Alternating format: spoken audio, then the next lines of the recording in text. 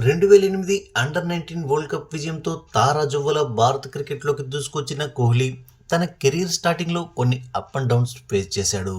కొన్ని అద్భుతమైన ఇన్నింగ్స్లు ఆడినప్పటికీ consistency maintain చేయలేకపోయాడు.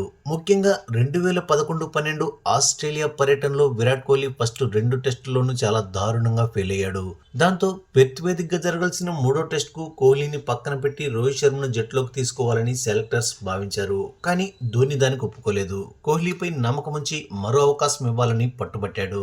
ఆ తర్వాత కోహ్లీ పెర్త్ టెస్ట్లో ఫస్ట్ ఇన్నింగ్స్లో 44, సెకండ్ ఇన్నింగ్స్లో 75 రన్స్ చేయడంతో పాటు అడిలైడ్ టెస్ట్లో తన మొట్టమొదటి టెస్ట్ సెంచరీని కూడా నమోదు చేశాడు. ఆ తర్వాత పూర్తిగా తన ఫిట్నెస్ పై ఫోకస్ పెట్టిన కోహ్లీ వరల్డ్ క్లాస్ క్రికెటర్గా ఎదిగాడు.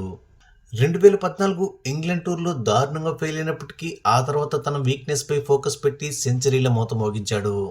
రీసెంట్గా ఇదే విషయాన్ని టీమిండియా మాజీ సెలెక్టర్ ఎంఎస్కే ప్రసాద్ వెల్లడించాడు.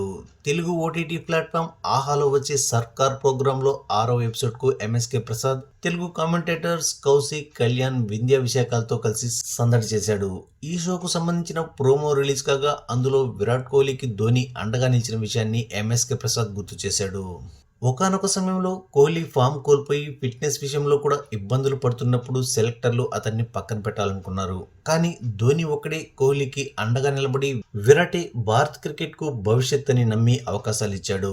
ఒకవేళ ఆ రోజు ధోని పట్టుబట్టి కోహ్లీకి మద్దతు ఇవ్వకపోయింటే ఈ రోజు మనం చూస్తున్న రన్ మిషన్ విరాట్ కోహ్లీని చూసేవాళ్ళం కాదేమో అని ఎంఎస్కే అభిప్రాయపడ్డాడు. ప్రస్తుతం ఈ ప్రోమో వైరల్ గా మారింది. అలాగే ఈ షోలో 2019 వరల్డ్ కప్ సమయంలో అంబట్ రాయుడు సెలక్షన్ విషయంలో వచ్చిన కాంట్రవర్సీపై కూడా ఎంఎస్కే ప్రసాద్ స్పందించినట్టు తెలుస్తోంది.